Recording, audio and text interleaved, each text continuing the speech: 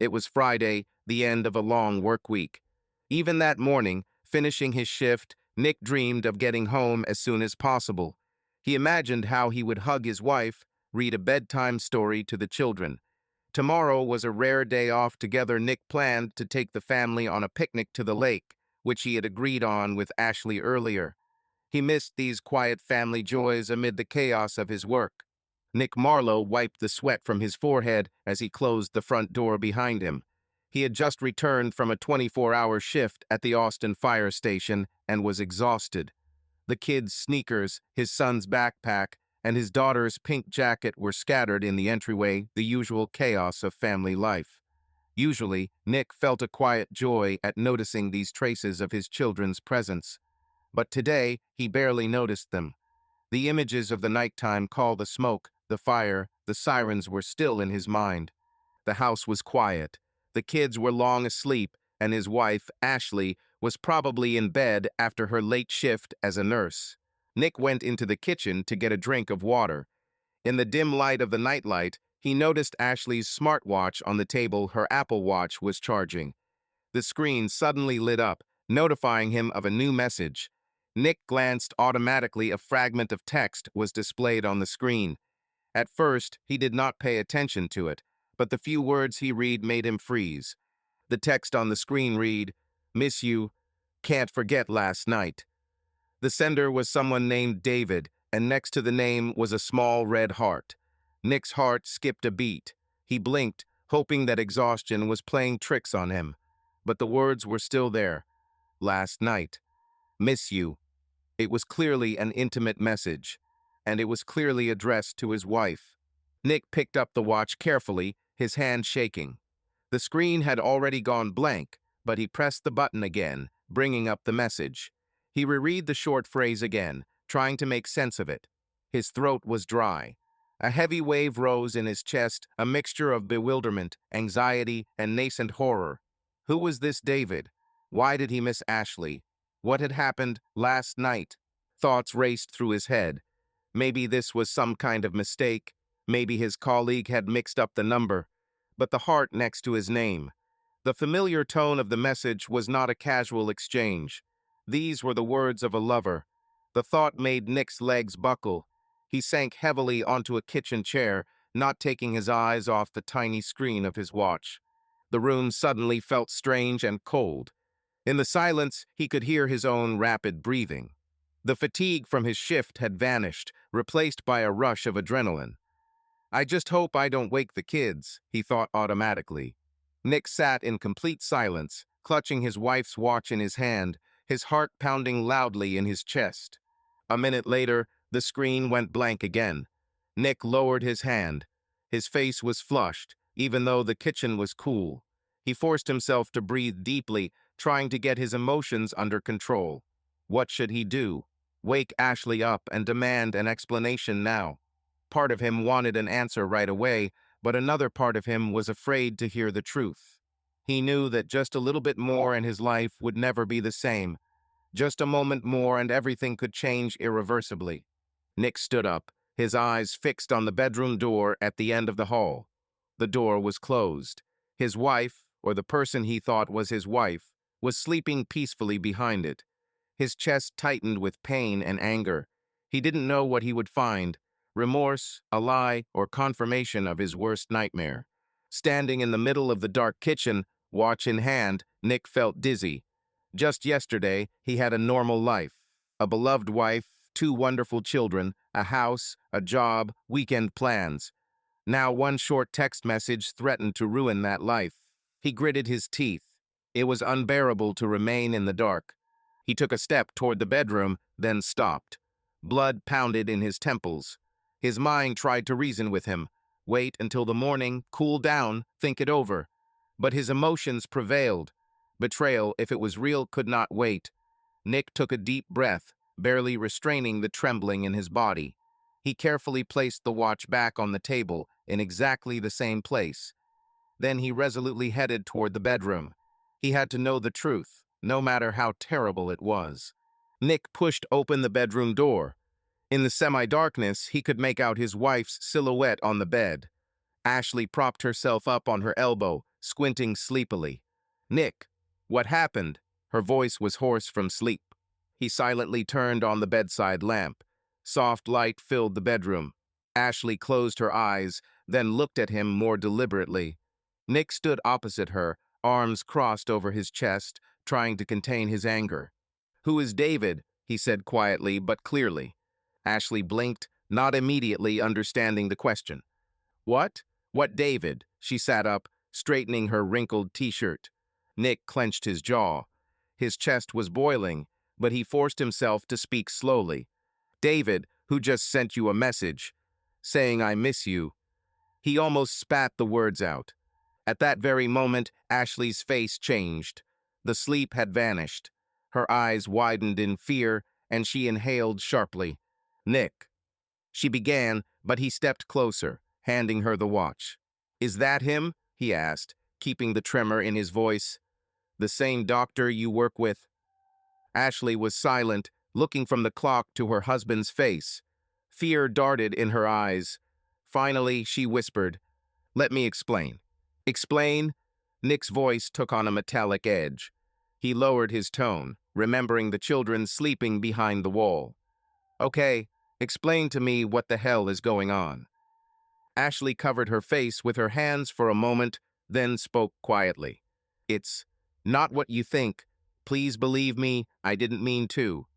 Her voice broke. She tried to take Nick's hand, but he pulled away. "Don't touch me," he hissed, taking a step back. "Are you cheating on me, Ashley? Tell the truth." His direct question hung in the air. Ashley clenched her trembling fingers. Her face paled. Her lips trembled. "I had an affair." Nick exhaled sharply, as if he had been punched in the stomach. Yes, he had already realized this, but hearing the confirmation from her lips was unbearably painful.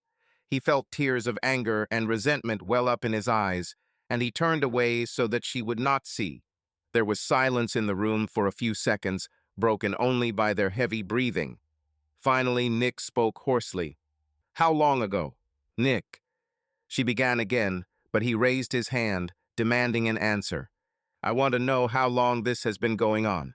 Ashley looked down, her shoulders slumping. "A few weeks," she whispered. "A little over a month." Nick clenched his fists so hard his nails dug into his palms. He had to pause to deal with the anger that was building up. A month of lies. A month of betrayal under one roof. "You slept with him?"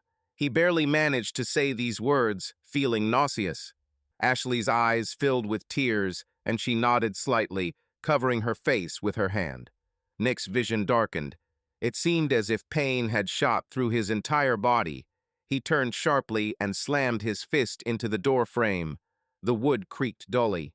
"Damn," he cursed through his teeth, feeling a sharp pain in his hand. But the mental pain was much stronger. He breathed heavily, trying not to break into a scream. Ashley sobbed. "Forgive me. I'm sorry." She reached out to him, but pulled her hand back again, seeing his state. "It doesn't mean anything. It's a mistake." Nick turned around, looking at her with a bitter smile. "It means nothing." "A mistake?" he whispered. "You call months of lies and betrayal a mistake?" She covered her face. Tears ran down her cheeks. "I didn't want to hurt you. I was confused. Everything was spinning somehow." She said through tears, "It's not because of you. I myself am confused." Nick snorted, unable to contain his bitterness. "Confused? Is this how you solve problems? Just sleep with the first guy you meet." These words, like a slap in the face, made Ashley raise her head. "He's not the first person I meet." She blurted out and immediately bit her lip. Nick stepped towards her, glaring at her. "So it's serious, huh? Are you in love with him?" "No, I don't know." She shook her head, trying to find the words. "I got confused. It was a hobby. I thought I was alive again. I did everything stupidly." He was silent, waiting for her to continue. Ashley wiped her tears with the back of her hand. "It's been difficult between us lately," she continued, her voice shaking. "You're always at work, always on duty. I hardly see you. I felt lonely, Nick, all alone. And David just listened to me, supported me. I didn't intend to go that far. It all happened, naturally. Nick laughed bitterly, but there was no joy in this laughter. Of course. You betrayed me, Ashley. Deliberately. Don't you dare blame it on my shifts or loneliness. I was lonely too, when I waited for you to come home from the hospital at night. But for some reason, I didn't cheat. Ashley burst into tears again, covering her face. For a moment, Nick just stood there, looking at his wife's shaking shoulders. He felt a mixture of rage, pain, and some kind of exhaustion. It felt like reality was falling apart around him. After a minute, he quietly asked, "Do you love him?" Ashley dropped her hands, looking helplessly at her husband. "No, I don't know. I don't think so. I only love you. I loved." She spoke haltingly, intertwining her fingers. "I didn't want to destroy our family. I got confused. I thought you had cooled towards me, that we were drifting apart. And then he turned out to be here. That's no excuse, I know. Forgive me." Nick looked at her in silence. The same woman he had lived with for over 10 years now seemed almost unfamiliar to him. In the dim light of the nightlight, Nick caught a glimpse of their framed wedding photo on the dresser. They were looking at each other, young and happy. The sight made his heart clench even more. How and when had it all gone downhill? He didn't recognize the woman in front of him, now tearful, frightened, guilty. Instead of the usual tenderness, he felt only pain. He fought the urge to shout something offensive. But he glanced at the nursery door. Their children were sleeping in the next room. It was impossible to make a scene in the middle of the night. He exhaled, trying to speak evenly. "It's too late to fix anything now." Ashley remained silent, her head down. "I don't want to see you," he continued quietly but harshly. "At least not now. I need to think." She looked up. "Please, don't go. We need to talk. Let's sit down, calmly." Calmly? He shook his head. "I can't be calm now." He took a few steps towards the door, then stopped without turning around. "We'll talk tomorrow. But now, I can't be here." "Nick," she sobbed. He didn't answer. Nick walked quickly out of the bedroom and slammed the door behind him. His chest was burning with pain and anger. He needed to leave, otherwise he was afraid of losing control, saying too much, or waking the kids with screams. He put on his sneakers, grabbed his jacket and car keys from the hanger. A minute later, he was already out on the porch. The night chill hit his hot face. His hands were still shaking. Nick didn't take his phone or wallet, only his keys. But he didn't want to go back into the house for a second. He walked down the path to the driveway, trying to breathe deeply. The sky above was dark, strewn with stars. On a normal night, he would have been enchanted by the Texas sky, but now he felt nothing but devastation and rage. He climbed into the truck and slammed his palm down on the steering wheel, letting at least some of the pain out. Then he started the engine and drove away from the house, not yet sure where he was going. He just knew he couldn't stay with her tonight. The headlights of the truck snatched the empty parking lot of a small park from the darkness. Nick turned off the engine. For a few minutes, he just sat in silence, staring ahead. His hands on the wheel trembled slightly. His head was buzzing. It seemed like his thoughts were chaotically rushing around, returning to the same thing. Ashley had cheated on him. This was reality. Not a dream, not a bad dream, but real reality. He slammed his fist on the steering wheel again, then leaned back in his seat and covered his face with his hands. His chest was so tight it was hard to breathe. Nick forced himself to take a deep breath, then exhale. But there was no relief. The lines of someone else's message kept popping up in his mind's eye. "I miss you. Last night." He squeezed his eyes shut, trying to push the images away, but his imagination was already painting pictures. His wife in the arms of another man, their whispers, her smile at someone else. The thought made Nick slam his palm on the seat. He felt sick. It was stuffy in the car, and he opened the window. The cool night air rushed in, cooling his hot face. Nick stared into space. How? How could this happen to them? They had always seemed like a strong couple. Sure, there had been tough times, work, kids, fatigue, the occasional argument.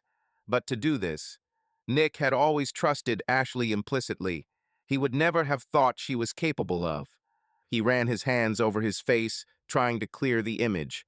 Fragments of the past came into his head. He and Ashley laughing in the kitchen, cooking dinner together, covered in flour. Ashley holding their newborn son, tears of happiness in both their eyes. She kissing him, Nick, congratulating him on getting a job at the fire department. All this time together. Did all these years mean nothing? Nick exhaled convulsively. He suddenly wanted so badly for this all to be a mistake. To wake up from a nightmare and see his beloved wife next to him, to feel her warm hand. For her to smile at him like before, and for everything to be as before. He opened his eyes, but all around was an empty car and night. Reality was inexorably squeezing him in a vice. Minutes passed. Nick watched as a faint glow appeared over the distant horizon. Dawn was beginning. He hadn't even noticed how the night had passed. He felt exhausted. There were no tears, as if everything had been burned out from within. With trembling fingers, he finally pulled his phone out of his pocket. A few missed calls from Ashley, a couple of texts. She was probably worried, but Nick didn't want to read them. He just turned off the sound. He stared at the screen for a while, wondering who he could call at this hour. It was barely 6 in the morning. He didn't want to disturb anyone, but he desperately needed support. In the list of contacts, my gaze fell on the name of my best friend Tom, a fellow firefighter. Tom served in the same unit with him, had a reputation as a reliable comrade. Nick remembered how Tom supported him when Nick's mother died several years ago. Now he was perhaps the only one Nick could confide in. Nick dialed the number and put the phone to his ear. After a few rings, a sleepy voice was heard. Nick, is something wrong?" Tom asked, immediately on guard because Nick rarely called this early. Nick pinched the bridge of his nose, trying to keep the tremor out of his voice. "Sorry for waking you up. I really need to talk. I have problems at home." The words came with difficulty. There was a short pause on the line, then Tom answered more cheerfully. "Sure, buddy. Where are you now? Come to my place. I'll make some coffee." Nick exhaled, feeling deeply grateful. He felt awkward intruding on someone else's morning, but he couldn't stand being alone any longer. "Thank you. I'll be there in 20 minutes, he said. Having struck up a conversation, Nick felt relieved. At least soon he would not be alone with this trouble. He started the engine and headed towards Tom's house. Half an hour later, Nick was sitting in Tom's kitchen. He had a mug of black coffee in front of him, and his hands were warming a hot ceramic goblet, although he himself barely felt either the taste or the warmth. Tom, wearing a sweatshirt over his pajamas, sat opposite him, looking intently at his friend. "Tell me," Tom said softly. Nick was silent for a minute, gathering his courage. Then, looking into the dark surface of the coffee, he said quietly, "Ashley cheated on me." Saying the words out loud was incredibly difficult. His throat tightened, and belated tears suddenly came to his eyes. He fell silent, trying to pull himself together. Tom remained silent, giving him time. Finally, Nick continued in a strangled voice, retelling the events of the night in staccato bursts, the message on the watch, Ashley's confession. Tom listened in silence, his jaw clenching as he heard the details. When Nick finished, wiping his wet eyes with the back of his hand, Tom swore quietly. "Damn. Brother, I'm so sorry." Nick nodded, lowering his head. "I just don't understand. How could she? We—" His voice broke, and he fell silent. Tom pushed his mug away and leaned forward, placing his hand on his friend's shoulder. "Listen, Nick, of course, I don't know all your stuff. But I know one thing for sure. You don't deserve this. You're a great husband and father." These simple words of support brought a lump to Nick's throat. He squeezed his friend's shoulder in response, unable to speak. They sat in silence for a while. Finally, Tom spoke again. "What are you going to do?" Nick stared at the cooling coffee for a long time before answering. "I don't know. I left home at night. I didn't want to lose my temper in front of the kids." He shook his head. "I should. I guess I should go back and talk to Ashley, figure out what's next. but I'm not sure I can do it calmly. Maybe you should stay with me for a while, Tom suggested.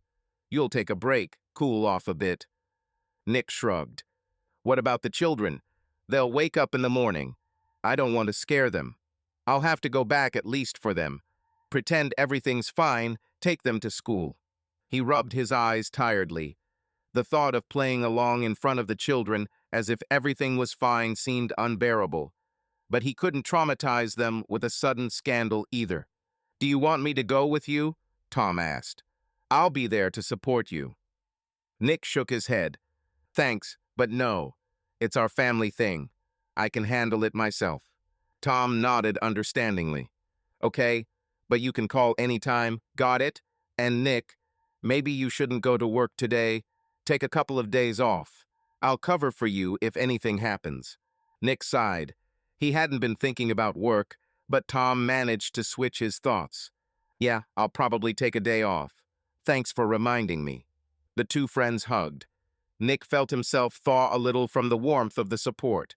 He was about to have the hardest conversation of his life, but at least he knew he was not alone. He took a deep breath of the morning air as he left Tom's house. The kids would wake up soon, and he needed to hold on for them. Nick got into his car and drove back home, ready to face what promised to be one of the hardest days of his life. When Nick returned home, the sun was just rising over the roofs of the neighboring houses. He quietly opened the front door and crossed the threshold. The house was tensely silent. Ashley was sitting on the sofa in the living room. Apparently, she hadn't slept a wink all night. Hearing footsteps, she jumped up. Their eyes met. Ashley's face was pale, her eyes swollen from crying. Nick paused at the door, unsure of what to say. After the night's conversation, he felt empty and tired inside. Ashley spoke first, quietly, as if afraid to disturb the fragile balance. I thought you wouldn't come back. Nick shrugged. I needed to take the kids to school. He couldn't start talking about the main thing right away. He went into the kitchen, feeling his wife's confused gaze on him. He poured a glass of water and drank it greedily, as if returning to the ordinary through these simple actions. Ashley didn't move from her place, only followed him with her eyes. A minute later, footsteps were heard from the hallway. Their 10-year-old daughter appeared in the kitchen door, Sophie, still in pajamas, with disheveled hair. Dad, the girl beamed when she saw her father and ran to hug him. Nick sat down and hugged his daughter tightly, feeling a lump in his throat. That hug was worth coming back for. 7-year-old Sophie followed him into the kitchen, yawning. Lucas. Hi, Dad, the boy muttered sleepily. Nick stroked his son's head with his free hand. His other hand ached. He had only just noticed that his knuckles were swollen from hitting the door frame last night. Trying to hide the bitterness that had overcome him, he smiled at the children. Good morning, my dears. How did you sleep? The children began to tell each other about their dreams and plans for the day. Nick listened with half an ear, nodding and agreeing, adding automatic responses. He felt Ashley's eyes on him, standing to the side. She looked depressed, but she tried to keep it together in front of the children. Mom, can I have some toast? Sophie turned to her mother. Ashley woke up from her thoughts. Yes, of course, right now. Go wash up. I'll set the table in the meantime. The kids ran into the bathroom. Only Nick and Ashley were left standing in the middle of the kitchen. There was an awkward silence. Finally, Nick said hoarsely, We need to talk. Just not here. After we send the kids away. Ashley nodded, looking down. As you say. The rest of the morning passed in strained politeness. Nick and Ashley, as usual, packed the children's breakfast together and helped them get their backpacks ready. There were no unnecessary words, just the necessary ones. Bring your lunch. Don't forget your jacket. The children, busy with their own affairs, seemed oblivious to the strange tension between their parents. Only when Nick winced at the pain in his broken arm as he zipped up his son's jacket did Sophie ask anxiously, Dad, what's wrong with your hand? Nick glanced down at his bandaged fingers. He had wrapped his knuckles with bandages before returning home to hide the abrasions. It's nothing serious, he answered as cheerfully as he could. I got a little banged up at work, nothing special. The girl frowned in disbelief, but remained silent. Finally, the children were taken to school. On the way, Nick tried to talk about familiar things, discussed the upcoming tests, promised his son to help with a craft for the class in the evening. Sophie looked out the window and drew something with her finger on the fogged glass, and Lucas hummed a song from the cartoon in a low voice. How far they are from what is happening, Nick thought with pain. When they got home, Ashley was waiting in the kitchen with cups of coffee. Now that the kids were out of the way, the difficult conversation could no longer be put off. Nick sat down at the table across from his wife. They stared at the steaming mug in front of him for a moment. "Forgive me," Ashley said quietly at last, without looking up. "I've been thinking all night. I'd do anything to make you forgive me. I know I betrayed you. But please, for the children's sake, for ours, don't act rashly." There was desperation in her voice. Nick was silent, clenching his hands under the table. Forgive. Would he ever be able to forgive? For now, the thought seemed unthinkable. But he couldn't ignore the words about the children. "I don't know what's going to happen next," he finally said, his voice dull. "Right now, I just can't even look at you without." He trailed off, searching for words. "Without pain, it's all too fresh." Ashley looked up, her tear-filled eyes meeting his. "I understand. Of course, it's normal. But Nick, give me a chance to fix everything. Let's try to figure this out. Together, let's go to a family psychologist, a priest anywhere. Just don't put an end to our marriage now. Please." Nick rubbed the bridge of his nose wearily. He wanted to believe that this catastrophe could somehow be survived. But the pain and rage were still there. "Okay," he finally exhaled. "Let's say we try. Let's say I agree to go to therapy with you. What will that change? You slept with another man, Ashley. How will therapy make me forget about it?" Ashley bit her lip. "I don't know. But people go through this. Maybe, if you open up all the reasons, heal the wound. Over time, I love you, and you love me, I know. We have a family, children. I can't just give it all up." The words, "you love me," echoed with pain. Did he love her now? Love does not disappear in an instant, but how to separate love from the pain he felt. "You've already left," Nick noted bitterly. "The minute you cheated, you threw away everything that was between us." Ashley burst into tears, pushing her mug away. Coffee spilled across the table, but she didn't pay attention. Nick looked at his crying wife.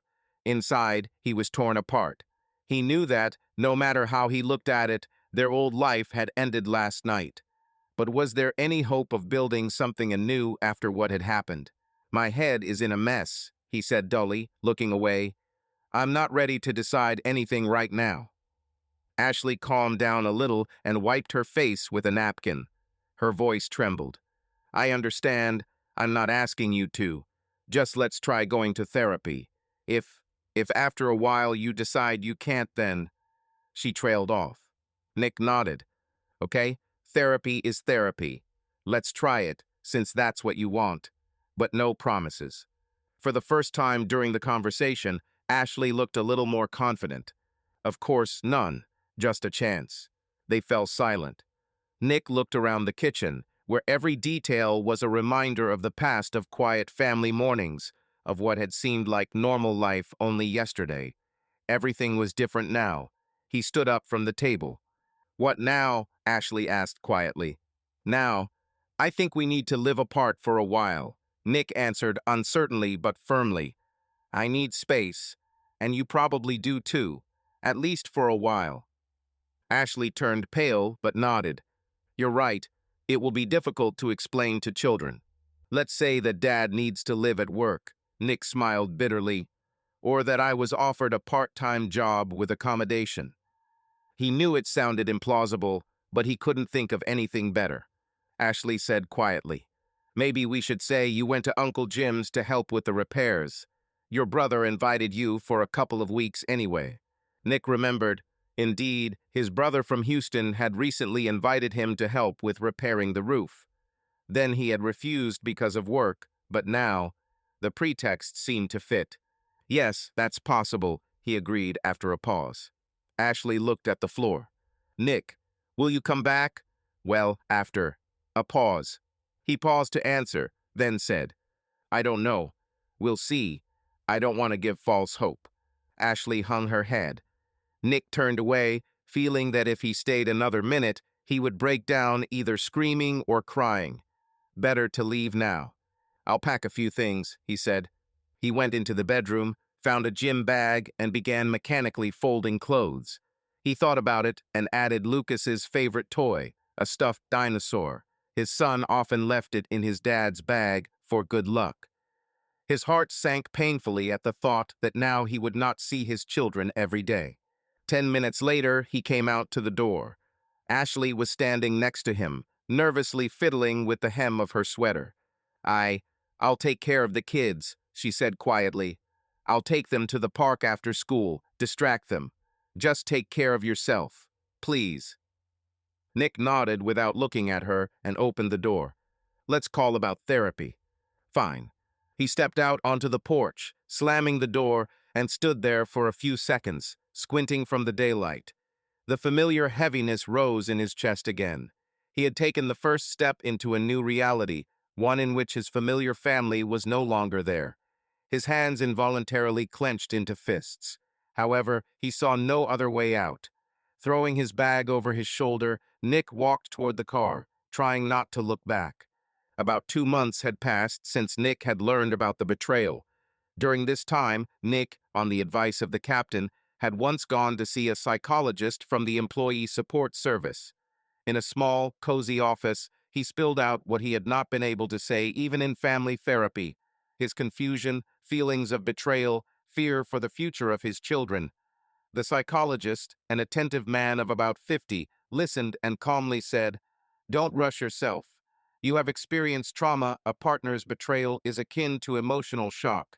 It is normal not to forgive and to break off the relationship if you feel that this will be better for you and the family. These words did not bring relief, but they sank somewhere deep.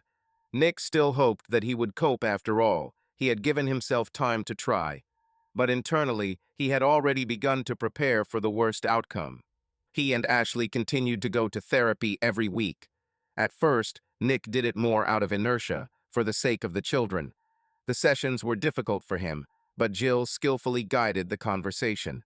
Gradually, he and Ashley learned to talk to each other more calmly. Ashley frankly admitted all the details of her affair at Nick's request, broke off all contact with David, and even transferred to a different shift so as not to cross paths with him at work. Nick, in turn, tried to talk openly about his pain without resorting to accusations. It seemed that they were taking all possible steps to restore understanding. However, despite his apparent efforts, nothing changed in Nick's soul. Every time he looked at his wife, he inevitably remembered her betrayal. No apologies or assurances of love could erase the picture that was stuck in his head. He still lived separately, coming only to see the children. A couple of times Ashley invited him to come over for dinner with the whole family, and he tried for the sake of the children. One such evening was especially memorable. They tried to smile, discuss school news, but as soon as the children left, an oppressive silence hung over them. Ashley tried with all her might to look cheerful, but her eyes remained sad. Nick felt like a stranger in his own home. After dinner, Sophie asked if Dad would stay the night, to which he had to lie about urgent matters. Leaving then, Nick realized that he could no longer deceive either the children or himself. Another therapy session was coming to an end. Jill summed it up, praised them for their progress in communication, for their willingness to listen to each other. She asked if they wanted to extend the course for another month. Ashley looked at her husband hopefully. Nick felt a lump in his throat. He thanked the therapist for her help and quietly added that they probably needed to think about it. They walked out of the office into the parking lot and stopped by their cars. Ashley hesitantly touched his elbow. Nick, maybe we can have dinner somewhere together tonight. I miss you. There was a timid hope in her voice. Nick looked at his wife, thin, tired, with a worried expression. She really was trying her best to make amends, but in response, he felt only painful regret that their story had ended like this. Ashley, he said quietly, let's talk honestly. She turned pale, but nodded. Let's. Nick looked away to the darkening evening sky, choosing his words. I appreciate that you tried. I really do. But I don't feel like I can get over it. It's been 2 months, and I still feel this pain inside every time I look at you. Every time I see you with him. He trailed off, clenching his jaw. I tried, honestly, but it's not working. Ashley's lips trembled. You want to give up? Nick shook his head. This isn't a surrender, Ash. This is reality. I don't believe I can be your husband again like I used to be. Something has broken between us completely. Ashley covered her face with her hand. She was silent for several long seconds, then asked through her tears. So, this is the end? Nick's heart sank at the sight of her tears, but he forced himself to answer. Probably yes. I don't want to torment you with eternal mistrust, and I don't want to torment myself either. We're both exhausted. Ashley sobbed. What about the children? What will we tell them? The truth, Nick smiled bitterly, that Mom and Dad can't be together as husband and wife anymore. That we tried to fix everything, but it didn't work out. She shook her head. It will be a blow for them. Nick also felt afraid of this conversation, but continued to speak harshly so as not to fall apart. A blow, yes, but it will be worse if we continue to lie. They already sense that something is wrong. Ashley hung her head, her voice breaking. I ruined everything. God, how could I? Nick sighed heavily. He didn't want to hear any more apologies. Now everything had already been said dozens of times. There's no point in tormenting yourself, he said more softly. What's done is done. Now we need to think about how to live on. Ashley dropped her hands, wiping away her tears. She looked at Nick desperately. Are you sure? Maybe we should give ourselves some more time, not rush to conclusions. It's only been 2 months. Nick shook his head. To be honest, I didn't decide this today. I've been thinking about it for weeks. I was just putting it off, hoping that I'd wake up and feel differently. But no, every day is the same, and I don't want to live like this anymore in constant pain and suspicion. Ashley asked quietly.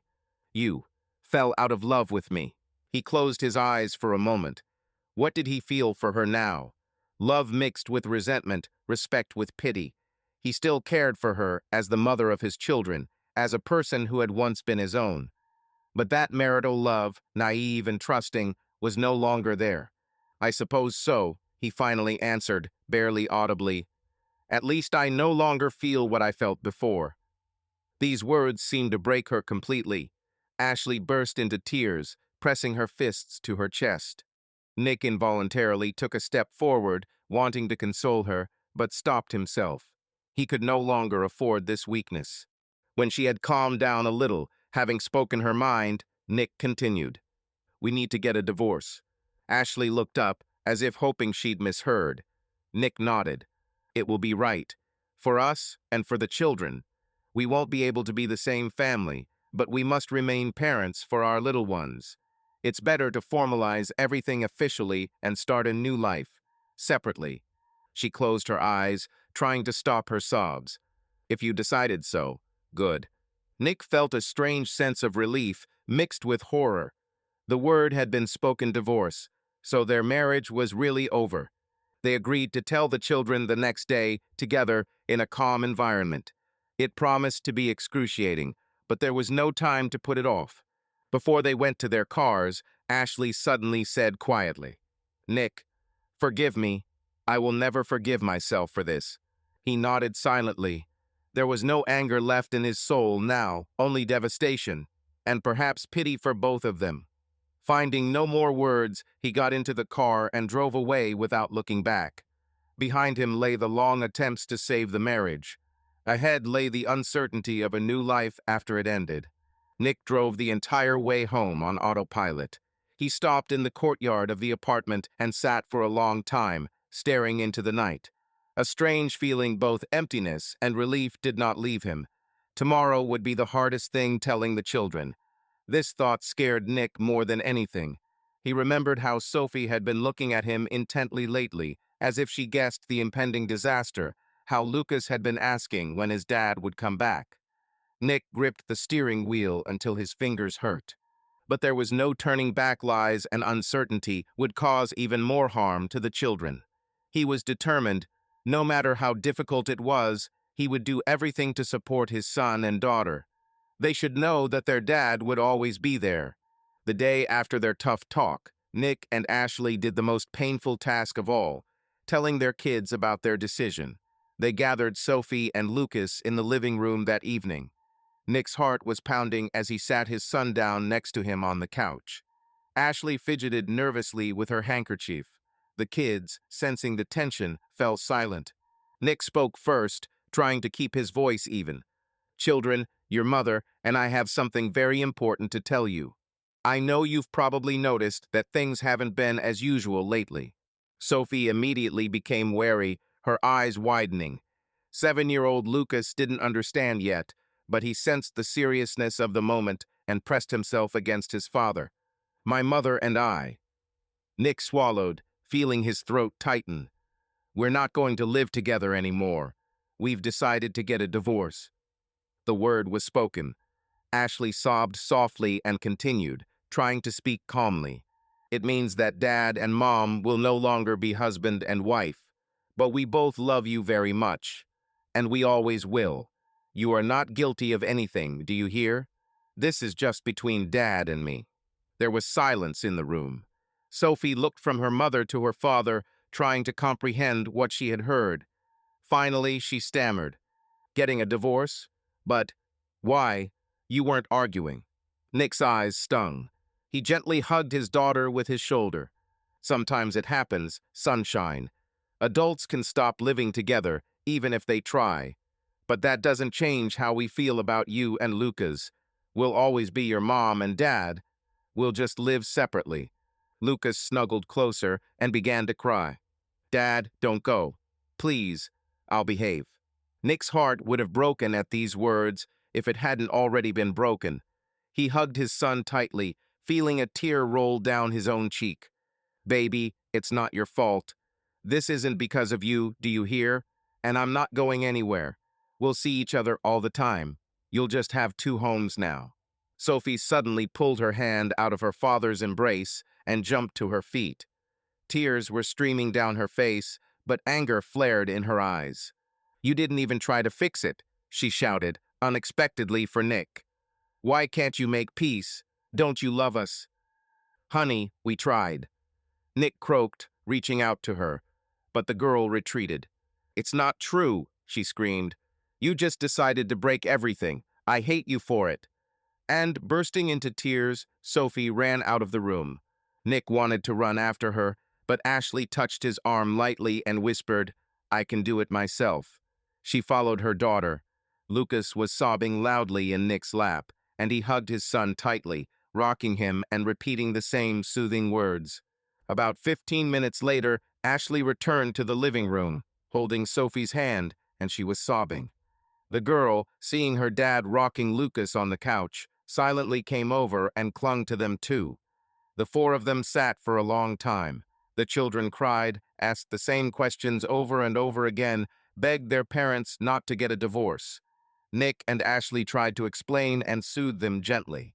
In the end, exhausted from crying, Sophie and Lucas fell fast asleep, hugging each other on the couch. Nick carefully carried his son to the bed, Ashley the daughter. At the door of the nursery, their eyes met. Ashley's eyes were red. Nick said quietly, "We'll manage." "For them." Ashley just nodded and Nick walked out, trying not to burst into tears again.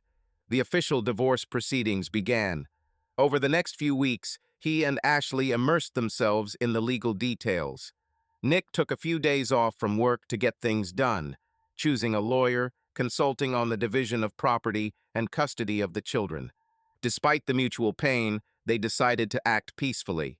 Ashley herself suggested, "Let's not go to court. We'll come to an agreement through a mediator." Nick readily agreed. He didn't want to drag each other through the courts, dumping dirty laundry, especially for the sake of the children's psyche. They had little property, a house they shared with a mortgage, 2 cars, savings, and Nick's pension. They agreed to sell the house and split the proceeds. Ashley couldn't afford to buy out her share, and living in a house full of memories would be hard for both of them. The main issue was the children. Both understood that it was important for Sophie and Lucas to maintain contact with both parents.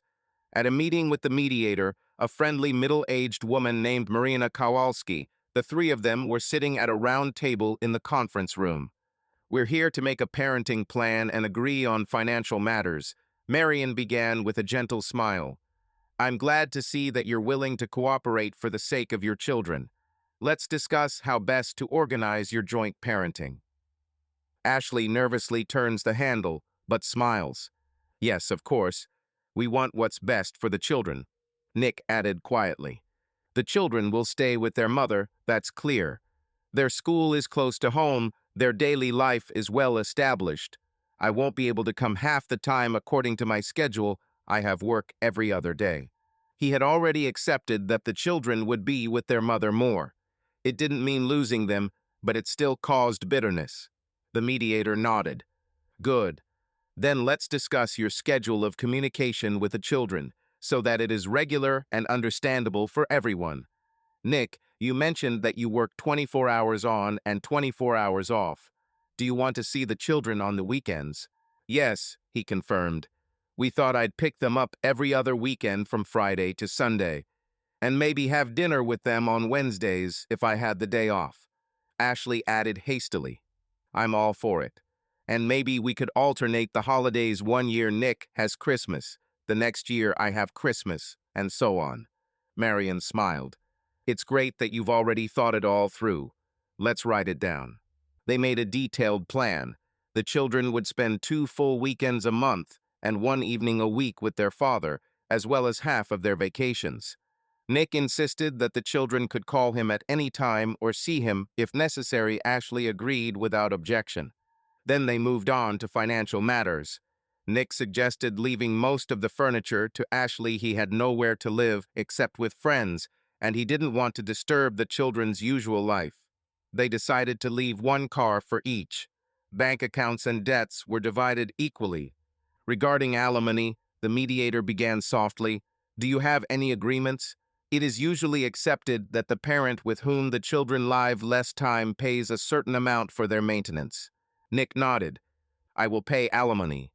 We figured that half of the expenses for the children would be enough for school, clothes, clubs.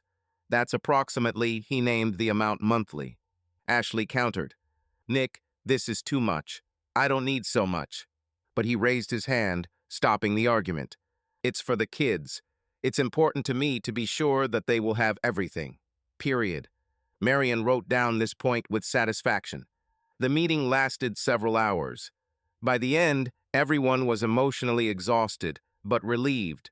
They had managed to reach a peaceful agreement. As they said goodbye, the mediator praised them.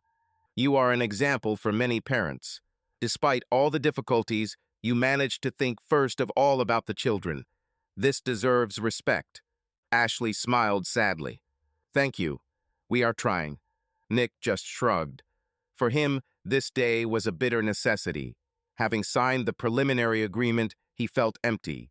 The divorce became 1 step closer to reality. In the hallway, while Ashley was picking up copies of the documents, Marion quietly turned to Nick. "You are a wonderful father. Your children are lucky." Nick thanked her shyly and went outside. It was a gloomy autumn day. He breathed in the cool air and suddenly felt how tired he was. Tired of fighting, worrying, negotiating. But at the same time, he felt a strange relief. The end was near. Just a little more and everything would officially end. He could start over. A few weeks had passed since the mediation agreement had been signed. Life was beginning to settle into a new routine. The divorce was about to be formally finalized. The court was supposed to approve their agreement in a month, but in essence, they were already living separately. Ashley and the kids had moved into a smaller rental townhouse because their old house was up for sale. Nick had rented a small apartment near the kids' new school. He couldn't stay with his friend forever. Household chores helped distract him. Nick furnished his new home modest, but quite cozy. For the first time in his life, he lived alone. In the evenings, the silence was oppressive, but gradually he got used to it.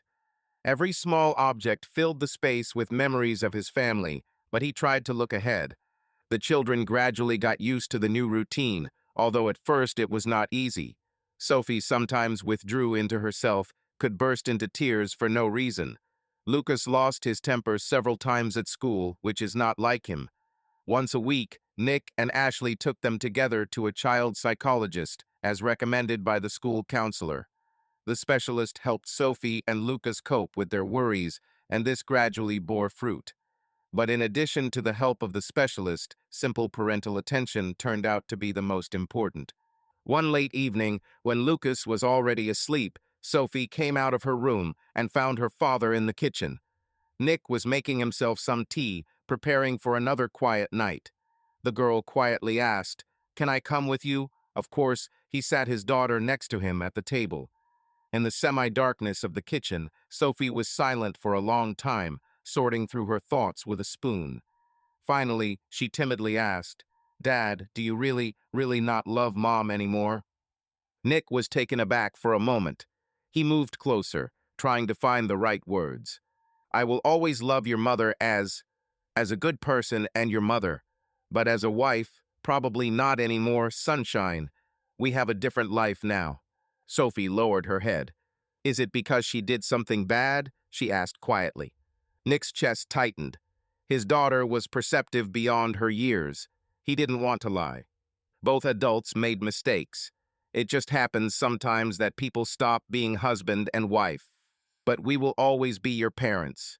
Both me and my mother will not disappear from your life. "Promise?" Sophie whispered, wiping away a tear.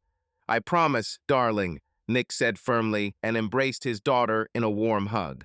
That night, they talked for a long time in the kitchen, Sophie asking about everything that was troubling her, and Nick answering honestly as best he could. And when the girl finally went to bed, her eyes were calmer. Together, they gradually managed to heal the childhood wounds. One day, Nick and Ashley were invited to a talk after school by their homeroom teacher, Sophie. The parents met in the school hall, nodding politely to each other, and Mrs. Garciash pointed to the chairs. "Thank you for coming. I wanted to discuss Sophia's behavior with you. She has been very quiet for the last couple of weeks and is hardly active in class, although she used to be one of the best students. And yesterday there was an incident. She burst into tears during a math test for no apparent reason." Ashley looked at Nick with concern, then asked the teacher. "We knew it was hard for her. We try to help, take her to a psychologist. What else do you think we can do?" The teacher shook her head sympathetically. "Continue to support her. It might make sense to inform me or the school psychologist if there are changes at home, and reassure Sophie more often that you are both there, just in different houses now. She is very worried, afraid of being left without a dad or a mom." Nick felt a lump in his throat and said quietly, "Thank you, that's what we do. I try to see her as often as possible.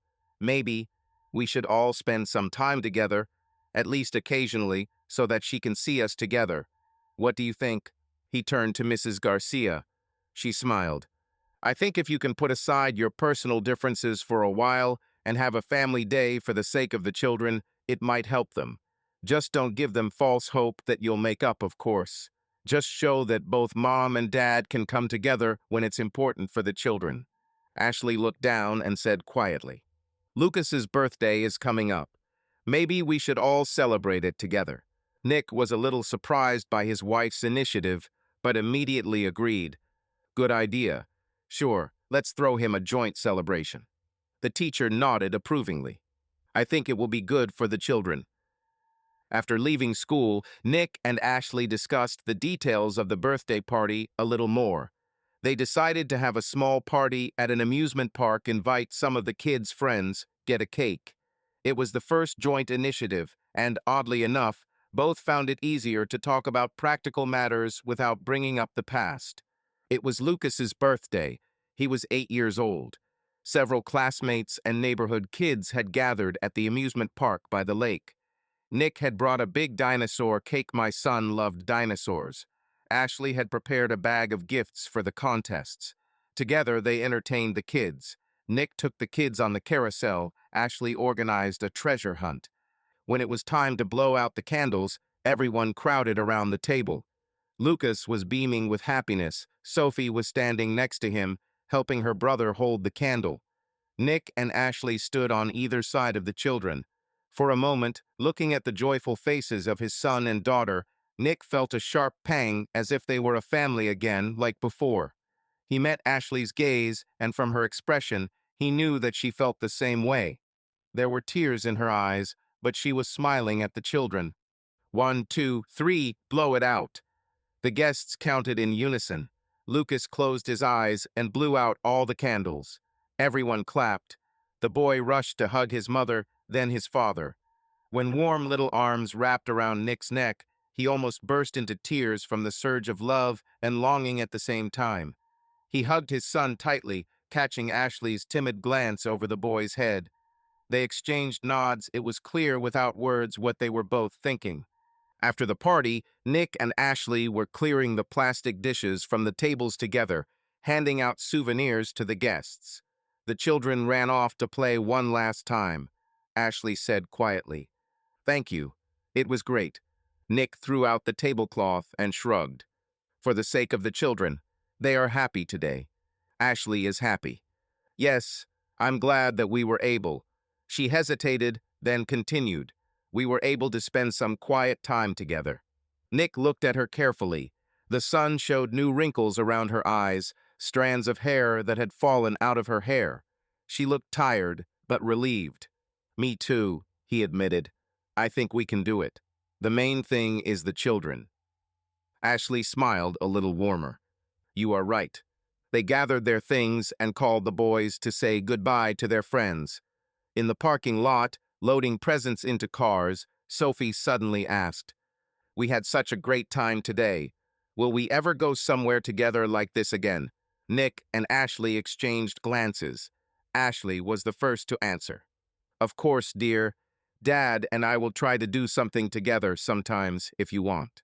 Sophie hugged them both at once, pleased. "Great. This was the best birthday ever for Lucas." Lucas, eating the rest of the lollipop, confirmed. "Yeah, you are the best." Nick and Ashley just looked at each other, smiling weakly. The joy of the children was the best reward for them, but deep down they both felt bitterness. After all, the family had broken up, and such joint holidays would be more of an exception. That evening, returning to an empty apartment after dropping the kids off at their mother's, Nick had mixed feelings. The day had gone surprisingly well, but something inside him was aching. He sat on the couch in silence, looking at the brightly colored card his son had drawn for him as a souvenir of the holiday. It showed the four of them, he, Ashley, Sophie, and Lucas, all holding hands. The child's drawing was titled naively, "My Family." Nick stared at the scribbles for a long time, and tears welled up in his eyes. But they were not tears of despair, but of bright sadness. His family looked different now, but it still existed through the children, through their love. Even though he and Ashley were divorced, they would always remain parents to Sophie and Lucas, and that was a bond that nothing could destroy. Realizing this, Nick felt for the first time that his soul had lightened a little, as if the weight of guilt and pain had become less. He put the card in a drawer carefully, as if it were something precious, and went to get ready for bed. Tomorrow was a new day. Late one November evening, Nick reported for duty feeling unusually calm. At dinner at the station, Nick even joked with the new recruits, telling stories about their first trips. The guys exchanged glances. A couple of months ago, Marlowe was walking around gloomier than a cloud, and now he was talking and smiling. Inwardly, Nick himself noted the changes. The fog of constant worries had cleared. He was living in the present moment again. At 2:47 a.m. The roar of a siren tore apart the sleepy calm. The dispatcher relayed the call: a fire in a residential building on the outskirts, possibly people inside. The team immediately rushed from their places. Nick, buttoning his combat gear on the go, felt like his blood was running faster. He always felt a surge of adrenaline before a serious trip. When they arrived at the scene was alarming. A two-story wooden house, thick smoke pouring out of the second-story windows, broken glass below, flames already bursting out of the living room. Neighbors were bustling about outside, screams could be heard. Captain Rivera quickly received information there must be a family in the house. 5 people, 3 had already run out. But 2, presumably a child and a grandmother, remained on the second floor, cut off by the fire. Nick exchanged a glance with Tom, his partner, with whom he worked in a link. Having received the command, they rushed into the burning building in full gear. The heat blew into his face even through the apparatus mask. Visibility was almost zero, the smoke stung his eyes. The smoke spread like a thick black blanket under the ceiling, preventing him from breathing and seeing. The walls crackled, the flames roared as they devoured the old wood of the house. The crackling of the fire and distant screams from the street filled his ears, but Nick concentrated only on the task to find and save people. Forward to the stairs, Nick shouted over the roar of the fire. They climbed the rickety steps to the second floor. The boards creaked under their feet. Somewhere ahead, a child's faint cry was heard. Nick ran toward the sound, ducking under the smoke. In the hallway, almost at the bedroom door, he came across a boy of about 5, crying and coughing. "I found the boy," Nick shouted to Tom, who was walking behind with the sleeve. He picked up the child in his arms. The boy clung to his jacket and sobbed. "My grandmother is there. She doesn't come out." Nick handed the baby to Tom. "Take him out. I'm going to get Grandma." Tom hesitated for a moment. Protocol required that they not separate, but, having assessed the situation, he nodded and hurried down with the child. Nick ducked and entered the bedroom where the boy had run out. The room was ablaze. The curtains were on fire. The furniture was smoldering. He saw a woman on the floor by the window, covered with a blanket, unconscious. It looked like the grandmother had tried to hide from the smoke, but had been poisoned by carbon monoxide. The fire cut off the path to the door. The ceiling of the corridor burst into flames. Nick estimated the path to the window. Running up to the woman, he checked her breathing weak, but there. The chances of carrying her through the burning corridor were almost zero. "Central, I'll evacuate the victim through the second-floor window, east side," he shouted into the radio. Having received confirmation from below, Nick smashed the window glass with the remaining axe, letting in the frosty air. A ladder was being brought in from the street. The seconds dragged on painfully slowly while Nick balanced on the windowsill, holding on to the helpless body. It seemed to him that another moment and the fire would close in around him. The heat scorched his back. Through the protective suit, he felt how his skin was burning. Below, they finally unfolded a 3-section ladder. Nick pulled the woman higher, trying to hold her head with his chin so that it would not fall back. Out of the corner of his eye, he noticed how the charred ceiling in the burning room was collapsing under his feet. If they had hesitated a few seconds longer, there would have been no way back. Nick carefully laid the woman's body on the nearest step of the extension ladder, holding it tightly. A worried voice came over the radio. "Marlowe, is everything okay?" "Let's go," Nick answered shortly, climbing out through the windowsill after her. He covered the victim with his jacket one last time. Sparks and smoldering chips rained down from above. Carefully going down with the rescued woman, he handed the woman over to the paramedics. They immediately began resuscitation. The paramedic turned to Nick. The fireman's face was sooty, sweat was running down his temple. He coughed, taking off his mask. "Are you okay?" the paramedic asked, ready to help. Nick nodded, raising his hand. "I'm fine." His voice was hoarse from the smoke, his throat was sore, but he did not feel any serious injuries. The boy sitting in the rescue vehicle, seeing his grandmother, shouted, "Grandma!" Nick sat down next to him, putting his hand on his little shoulder. "They saved her, do you hear? Granny will be fine. You did well, you held on." The boy suddenly hugged him around the neck, sobbing. Nick pressed the boy to himself and felt a lump in his throat, as if for a moment he was hugging his own son. The faces of Sophie and Lucas immediately surfaced in his memory for them, and for little ones like them, he was ready to walk into any fire. He carefully stepped back, giving way to the doctor, and rose to his feet. They continued to put out the fire around them, But the most important thing had been done. Everyone was alive. The captain patted Nick on the shoulder. "Great job, Marlowe. Proud of you." Nick just nodded, wiping his sooty face. He felt hellishly tired, his muscles trembling from the strain. But a quiet satisfaction was gradually spreading through his soul. After long months of pain, he felt alive again, a life saved, gratitude in the eyes of a child, a comrade's hand on his shoulder. This was what he had always lived for. Upon returning to the unit, already in the early morning, while the others were disassembling the equipment, Nick went out onto the depot porch to get some fresh air. The sky in the east was brightening, promising a new day. He felt relief and pride growing in his chest. He had coped, not only with this fire, but also with his internal crisis. The hardest stage was behind him. He had stood firm and not broken. Nick took out his phone and automatically opened the photo album. A photo of Sophie and Lucas from a recent walk appeared on the screen, smiling and waving at their dad. He smiled back at the screen. Life went on. And although there was still a lot of work ahead, Nick felt confident for the first time in a long time. He and the kids were going to be happy. It was just that their happiness would look a little different now than before. In the first days of the new year, all the formalities were completed. The court officially dissolved Nick and Ashley's marriage. The divorce papers were in a folder at his home. Nick stared at the stamp on the divorce certificate for a long time, feeling a strange mixture of relief and sadness. Thus ended a large chapter of his life. Winter passed, and little by little a new order entered Nick's life. Now he had his own clear days dedicated to the children, and days for work and himself. He saw Sophie and Lucas regularly. Every other weekend the boys spent with him. On Wednesdays they had dinner together in a small cafe near the school. The children got used to the schedule and always looked forward to daddy days.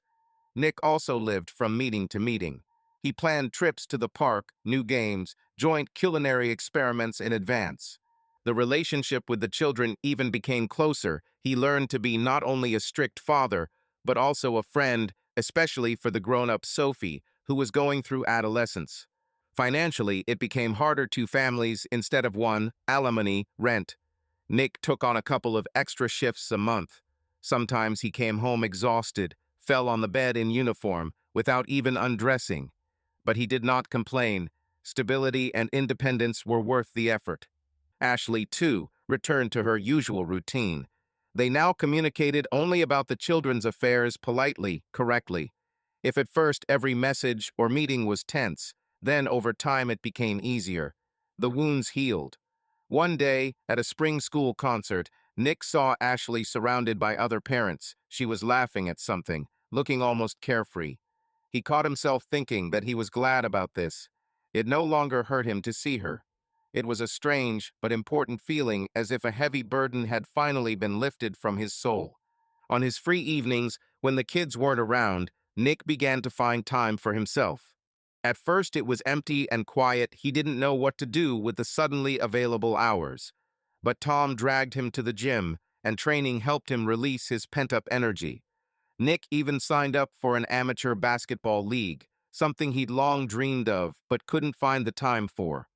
On Fridays after his shift, he would sometimes meet up with the guys from his unit at a bar just to talk, watch a game on TV. Previously, he usually hurried home after work, but now he allowed himself a little rest in company.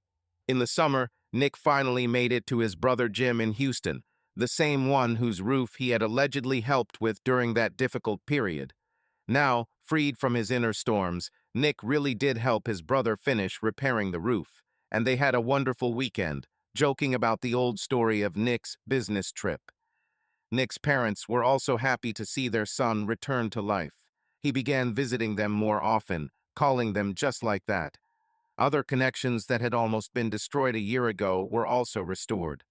One March, Tom threw a birthday party and invited Nick. He was hesitant. He and Ashley had gone to similar events together before, and he hadn't been anywhere alone for a long time. But he came anyway. Tom's house was full of people, laughter, music. Nick felt awkward at first, standing in the corner with a glass of soda. He was on duty the next day.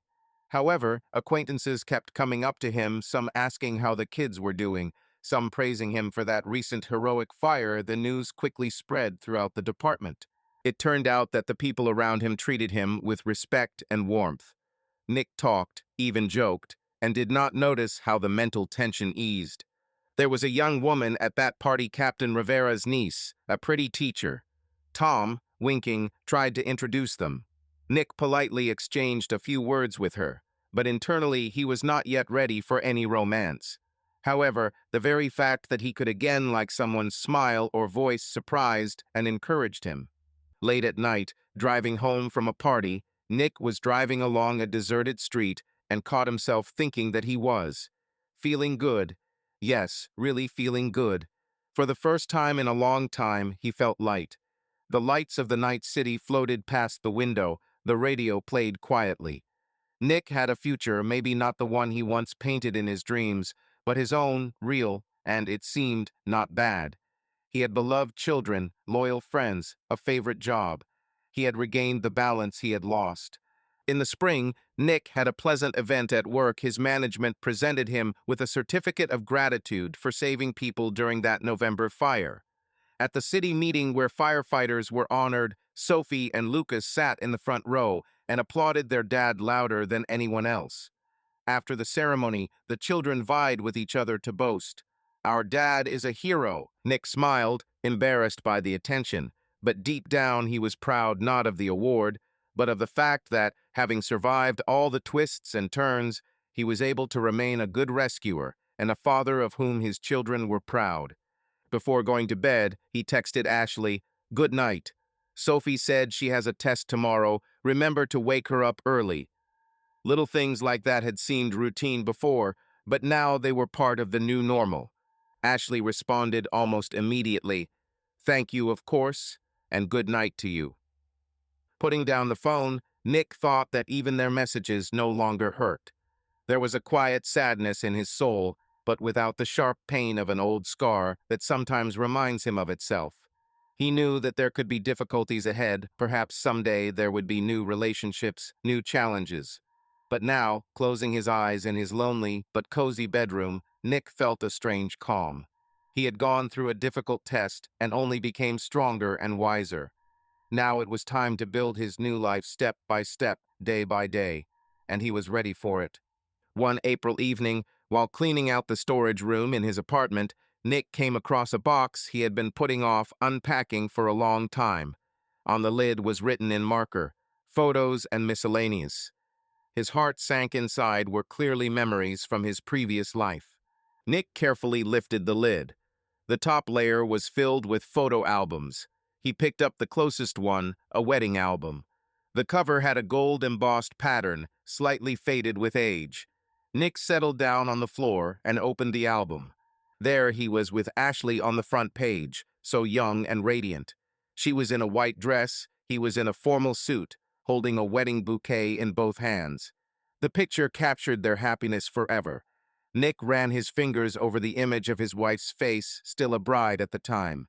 He remembered that day in the smallest detail, how her hands trembled when she put the ring on him, how he wiped away an uninvited tear of joy from her cheek, how they danced to their favorite song, not looking at anyone around them. As he flipped through the pages, he watched their story unfold. There was a photo from their honeymoon on the coast, Ashley laughing as a wave splashed them with salt water. There was the first house they rented, standing on the threshold, hugging each other, holding the keys and silly smiles. There was Nick holding newborn Sophie in the maternity ward, his eyes red from tears of happiness and a sleepless night. Ashley smiling tiredly from her pillow, reaching out to the baby.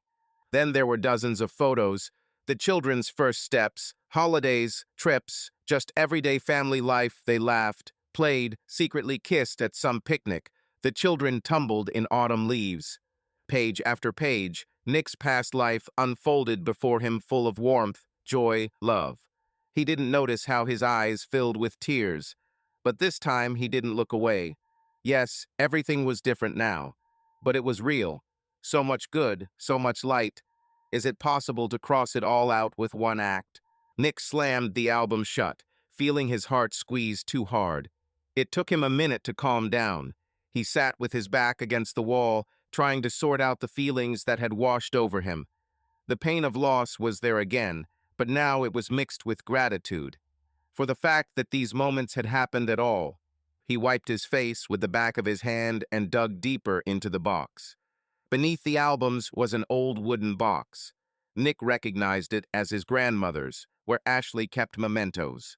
He opened the lid. There were all sorts of trinkets there: movie tickets, a dried rose petal, a bauble he had given her the first month they had known each other, and a folded piece of paper. Nick carefully unfolded it. It was a letter handwritten by Ashley many years ago, before their wedding. "Dear Nick," the lines read in a girl's sloppy handwriting. "I know we're too young and we have a difficult life ahead of us, but I promise I'll always love you and support you. You're my support, my hero. Together we can do anything." Then the ink was smudged with old tears. Ashley must have cried while writing this. Nick slowly folded the letter back. His heart ached. Promises. They both believed then that it would always be like this. Life had decided otherwise. But Nick found himself no longer feeling bitterness or anger, just a quiet sadness. People change, circumstances can destroy even the strongest relationships. It's important to remember the good things that happened, but not to cling to them. He carefully put the albums and the box back into the box. He took out his mobile phone and took a couple of photos of the happiest shots to keep in a digital album. He decided to put the rest away for now. Maybe when the children grow up, they will be interested in looking at the family history. And Ashley should probably get some of these things after all. They are her memory too. Nick stood up, feeling both empty and relieved. The past would stay with him, it wouldn't go away. But it didn't scare him or hurt him the way it had before. They were valuable chapters of his life, even if they hadn't ended the way he wanted. Before he stood up, Nick felt like he needed to do something to finally let go of the past. He took a notepad and pen out of his desk drawer. He stared at the blank page for a moment, then began writing, letting his thoughts flow freely. "Dear Ashley, I am writing this letter, although I may never give it to you. I just want to lay out everything that is on my mind. It has been almost a year since our world collapsed. I was furious, desperate. It seemed to me that there was only darkness ahead. I blamed you myself, asked why this happened to me. Now, after some time, I see many things more clearly. Our 10 years together were real. I am grateful to you for them, for our love, for our children, for all the joys and sorrows we shared. You gave me so many happy moments, and even though we are no longer husband and wife, these years will always be in my heart. I forgive you. Not right away, but I can't live any other way. I don't justify what you did, and I know that you don't forgive yourself either, but life hasn't stopped. We still have children, and for their sake, we found the strength to go through hell and come out of it. I'm not angry anymore. I sincerely wish you to be happy, even if not with me. Thank you for all the good things that happened between us. And goodbye in the sense that I am letting go of your role as my wife. We will always be parents to Sophie and Lucas, partners in raising them. And I know we can do it. Your ex-husband and always the father of our children, Nick." Nick's hand shook as he wrote the last words, but inside, a door of relief was slowly opening. He didn't reread what he had written. He simply folded the sheet of paper carefully and put it away in the same box with Ashley's letter. Let both letters lie side by side as a memory and as a point in their story. Nick put the ring back in the case and closed the box. Putting the box back in the closet, Nick went out onto the balcony. The evening was warm, smelled of spring. The city lights twinkled in the distance. He took a deep breath of fresh air. The past was all right. Now he could look confidently to the future. Almost a year had passed since Nick had learned about the betrayal. Life gradually leveled out, the wounds healed.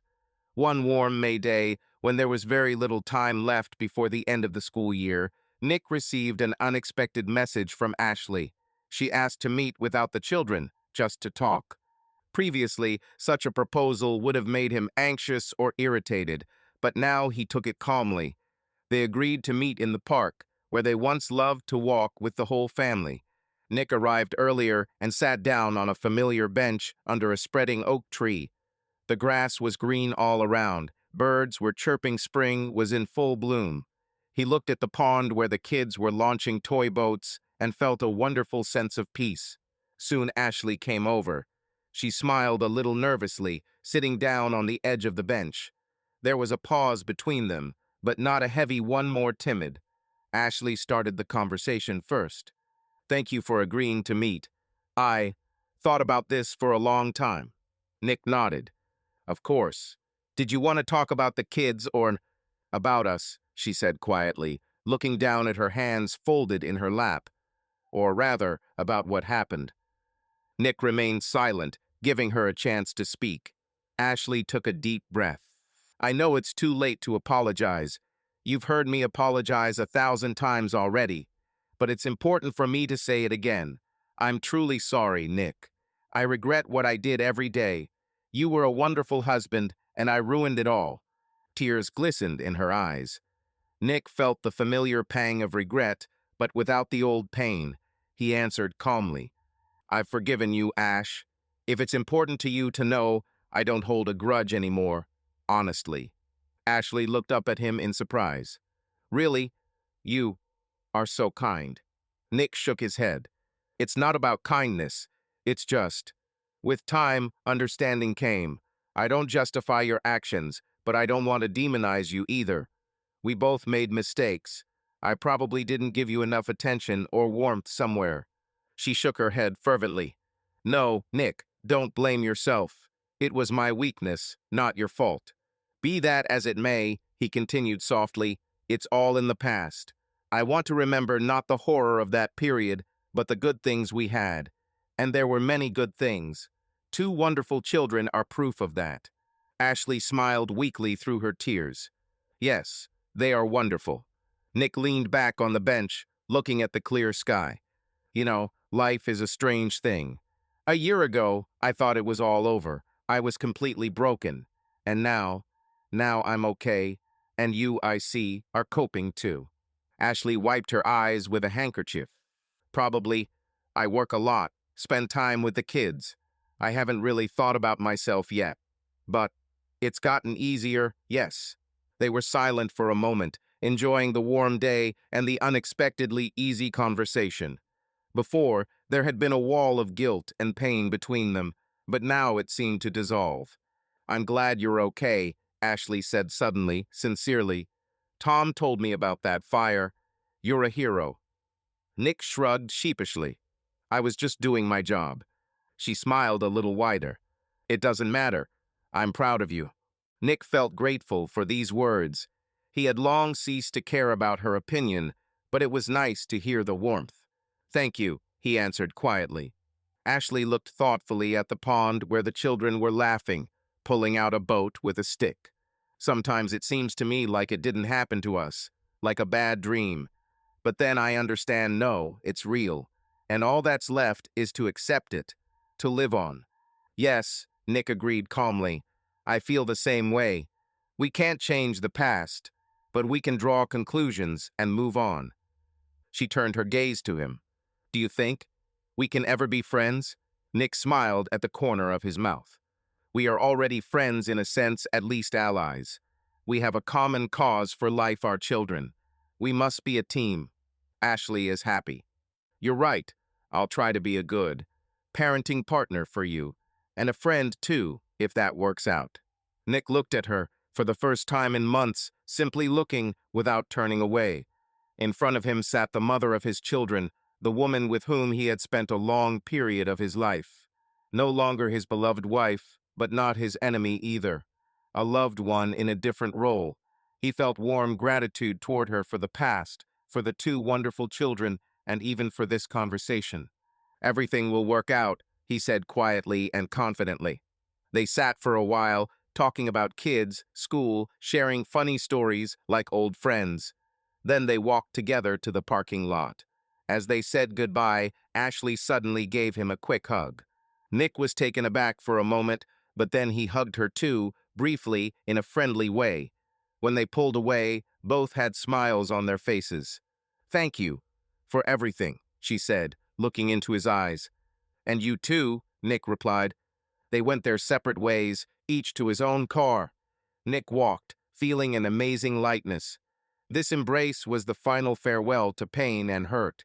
He got behind the wheel, and before starting the engine, he closed his eyes for a second, as if sealing an important lesson in his heart. Acceptance is what, it turns out, brings liberation. He accepted what happened, forgave, and let go. And that meant he was ready to truly move on with his life. The summer was hot and sunny. Nick's life was calm: work, children, rare outings with friends. He felt confident on all fronts, and gradually he began to catch himself thinking that somewhere deep in his soul, a quiet desire was arising to let something new into his life, or someone. One July day, while picking up his children from summer camp, Nick got into a conversation with a young woman who had come to pick up his nephew. He was surprised to recognize her as Catherine, the same teacher, Captain Rivera's niece, whom he had crossed paths with at Tom's birthday party. She recognized him, too, and smiled. While the children were putting away their crafts, they exchanged a few words about the heat, about how much the children loved camp. Catherine was open and cheerful. She had kind brown eyes and an infectious laugh. Nick found himself smiling back, almost casually. "Sophie, Lucas, meet Miss Catherine. She's a teacher," he introduced the children. "And these are my guys." Catherine sat down to the children's level and greeted them warmly.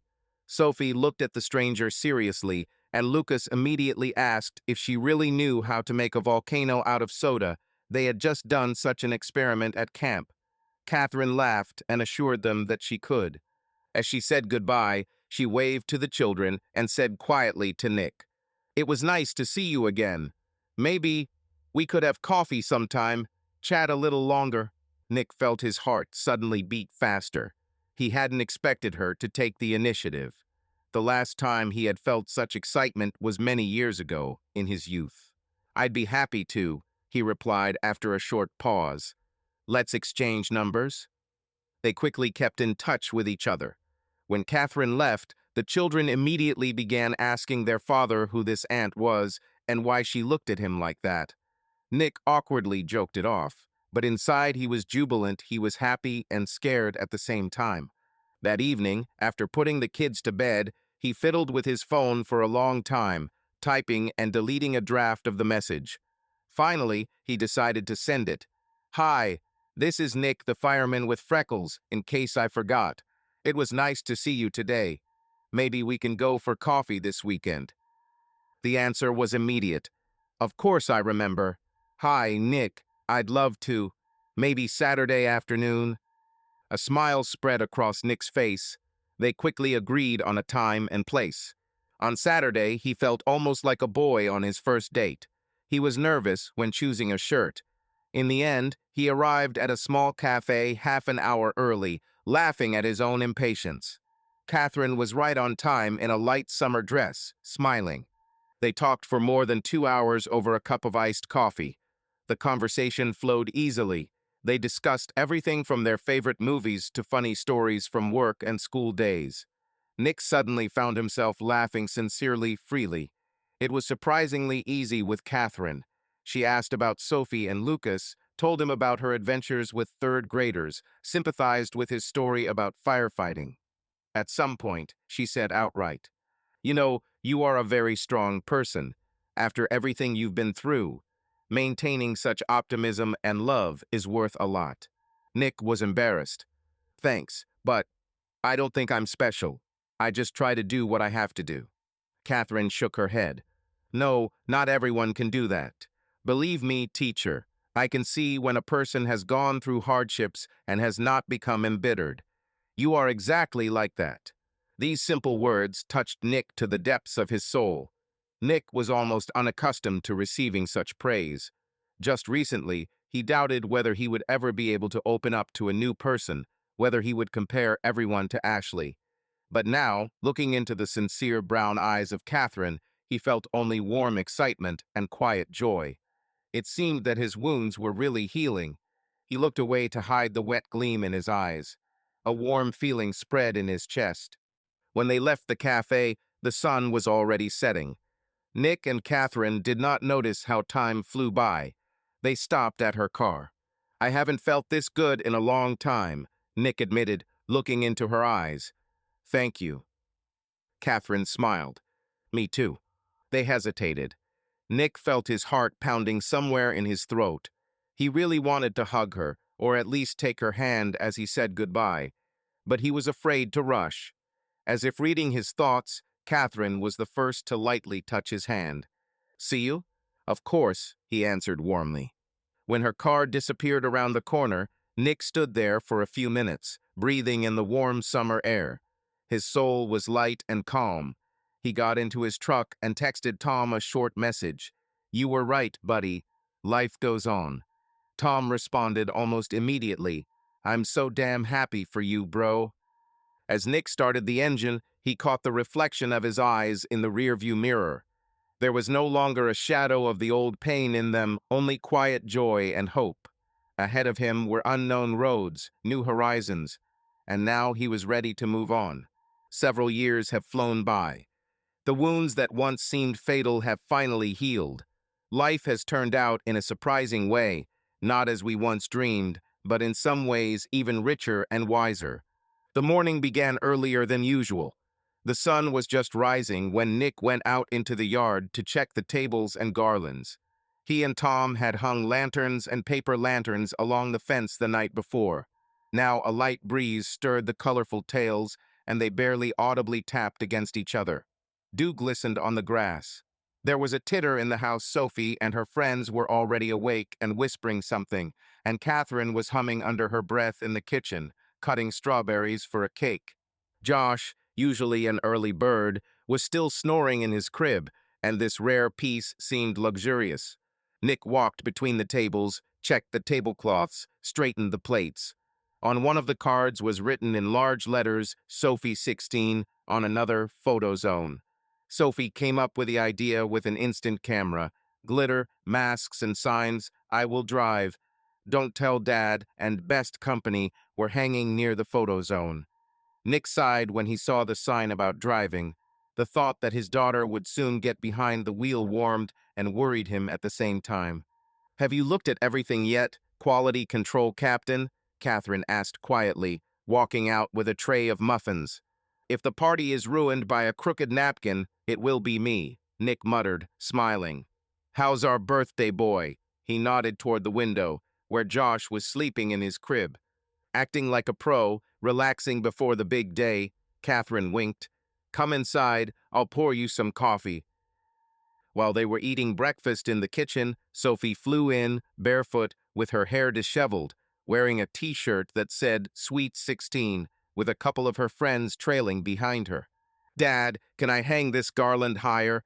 It's in the way of our video, Sophie asked breathlessly, already halfway to the door. You can, but not up the stairs without me, Nick responded automatically. Dad, I'm 16. I walk to school by myself across the street. Sophie rolled her eyes theatrically, but then smiled and jumped up to him, hugging him around the neck. Thank you for everything, really. Nick kissed his daughter on the top of her head and, before she ran away, put a small package in the pocket of her shorts. You'll open it later, he said. This is from Catherine and me. The second gift is in the evening. Sophie immediately wanted to unfold the paper, but, noticing the stern look, she smiled and put the bundle back in her pocket. By 10 o'clock, the first guests had arrived. Tom rode through the gate with a huge box and a cry of, "The rescue team has arrived," followed by Ashley and Michael with grill bags and a large bowl of salad. Ashley was wearing a light dress. Her hair was done up carelessly. She smelled of something citrusy and joyful. She was the first to step toward Catherine, and they embraced lightly. This gesture no longer had the strain of their first shared holidays. Michael, as usual, headed for the grill, and Tom, with the air of an expert, began to argue about how to properly light the coals. Don't bring me your Texas methods, Michael grumbled. I have my own secret mixture.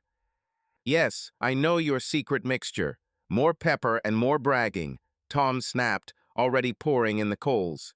The laughter around the grill quickly gathered the male council, and Nick, having shaken hands with both, walked away, let them measure recipes without him.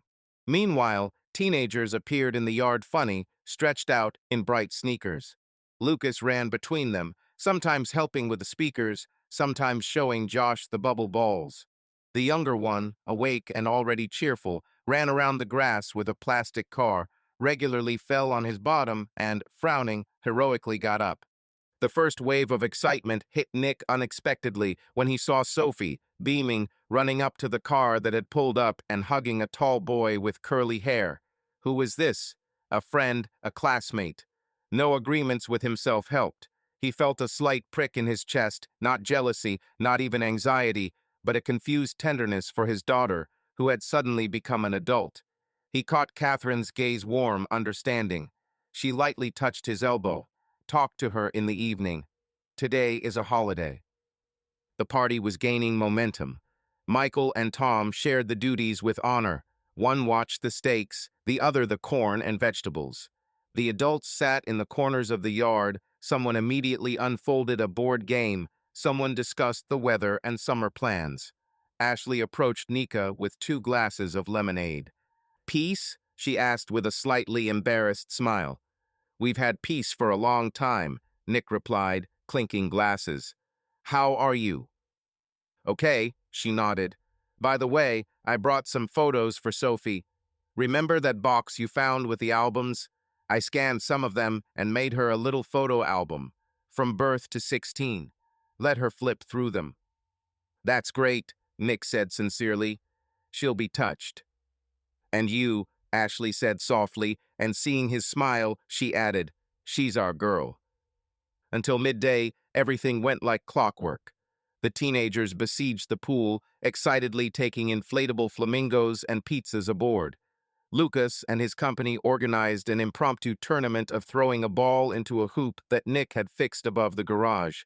Josh took turns dragging his treasures to all the guests. A car, a pebble, an incredibly important stick, and everyone patiently admired.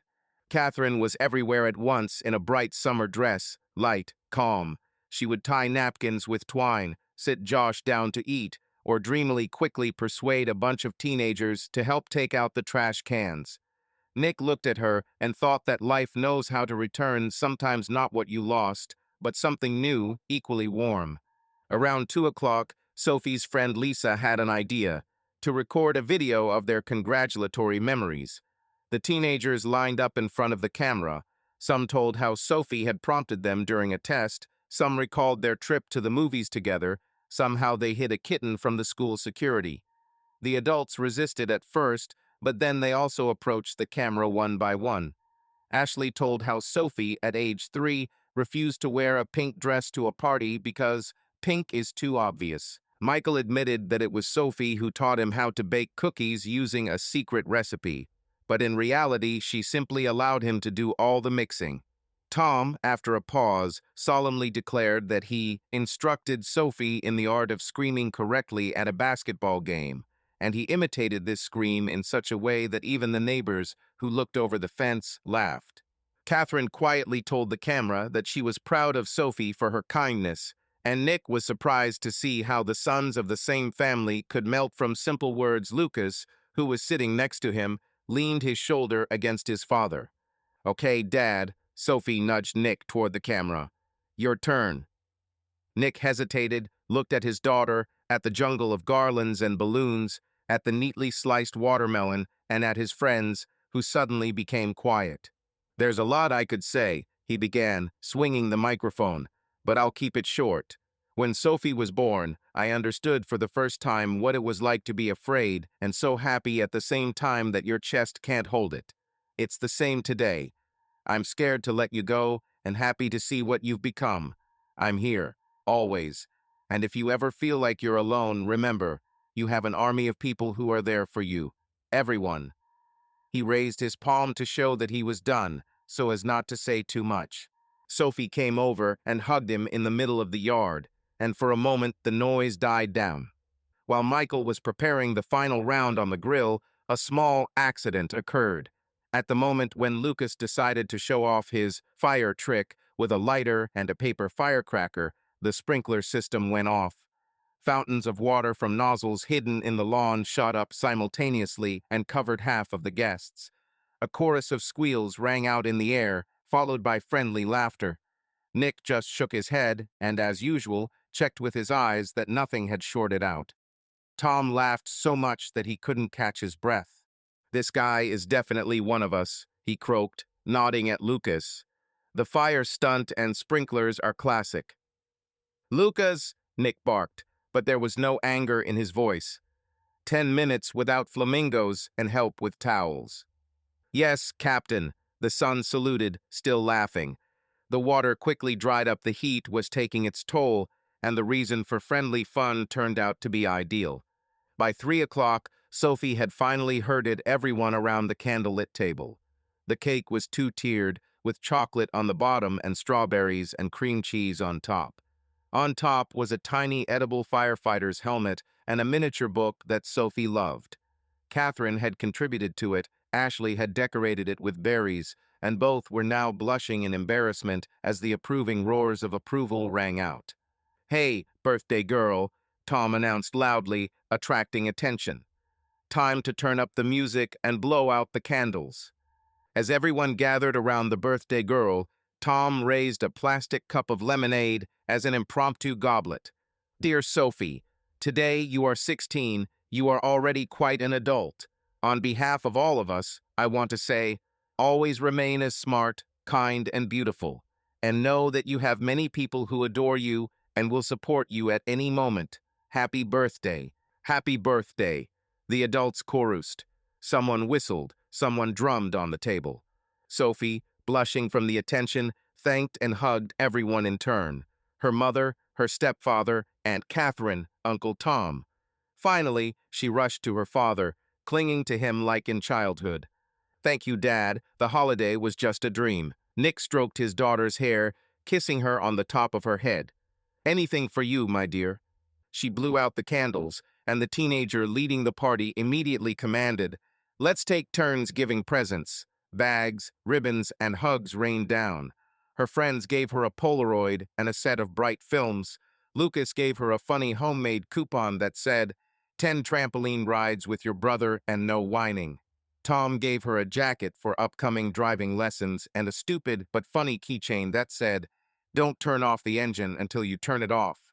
Michael gave her a set of tools for independent living and a lecture on which key goes where, to general laughter. Ashley pulled out a small box. Inside was a thin silver bracelet with a small star-shaped pendant. "When you're scared, look at her and remember how you shine," she said, fastening the bracelet on her daughter. Sophie beamed, and Nick, smiling, realized it was his turn. He handed his daughter an envelope. Inside were keys on a simple keychain and a small card. "This is—" Sophie froze, looking at her father. "Not a car," Nick said quickly, anticipating her look and laughter from behind the table. "Not today. These are the keys to the garage and Uncle Jim's old pickup," he smiled. "We'll be tinkering with it over the weekend, getting it in order. If it goes well, by fall we'll be able to drive around the vacant lot together and learn. Just on me, and only by the rules." "Dad," Sophie jumped up and, not embarrassed by the guests, hugged him again. "This is better than any keys today. Thank you." Catherine also presented her gift separately, a neat leather folder with dividers and the inscription "Dream College." Inside were printed deadlines, exam schedules, sample essays, and blank sheets of paper. "I'm not pushing," Catherine said softly. "I just want to be there for you along the way." "You're already here," Sophie answered unexpectedly seriously and hugged Catherine. After the cake and presents, it was that relaxed time of the afternoon when the sun was less fierce, the music was a little quieter, and people were drifting off in groups. Some were settling into the shade, others were dragging lawn chairs around the yard. Michael finally allowed himself to move away from the grill and sit down with Nick. "Your girl is wonderful," he said simply, nodding at Sophie. "Ours," Nick corrected. "Thanks for, well, you know." Michael smiled. "I know. You have done and are doing a lot. And to be honest, I am lucky to have you. Not everyone has the wisdom to stick to the main thing. They sat in silence, watching Lucas argue with two boys from his class as if they were NBA coaches with a crucial game ahead of them. Every now and then Josh would come up to them, check if his dad was there, thrust another treasure stone into their hands, and run off. Nick caught himself thinking, strangely but pleasantly, he was happy in this ordinariness. In the way Michael knew when not to say too much, the way Catherine managed to laugh, even when Josh dropped fruit puree on the white tablecloth for the second time that day, the way Ashley easily pulled Sophia's friends aside so they could help clear the plates without turning it into a burden. This harmony wasn't even fragile, as it had seemed before. Rather, it was fluid. It needed to be adjusted all the time, and they were succeeding. A small crease appeared on Sophie's forehead, only Nick noticed. That "I'm holding up, but I'm anxious" crease. She stepped back from the crowd, sat down on the edge of the deck, dangled her bare feet, and stared at the water in the pool. Nick came over without a word, sat down next to her. They were silent for a few seconds. "Dad," she said quietly, without looking at him, "what if I go far away? If they take me where I want to go, it's far away." "If they take you where you want to go, that's exactly what you need," Nick replied. "Far away, that's about kilometers. About love, no." Sophie nodded, and the wrinkles smoothed out. "Thank you," she said, and like in childhood, laid her head on his shoulder for a couple of seconds. "And you, are you sure you'll be okay?" "I'm okay now," he smiled. "And I always will be. When you succeed, promise me one thing." "What?" "That in any difficult moment, you will at least try to call, even if you think that it's nonsense." "I promise," Sophie said seriously. By evening, the heat had subsided, and someone suggested launching paper lanterns. The kids liked the idea, the teenagers chuckled skeptically, but 5 minutes later, they were already arguing over who could open them better. Nick helped Tom lay the lanterns out on the lawn, lit the wicks, and the white balls slowly rose into the warm air. Josh clapped his hands, trying to catch the light, and Lucas patiently explained to him that "it's magic, baby, don't touch it." At that moment, Ashley approached Nick.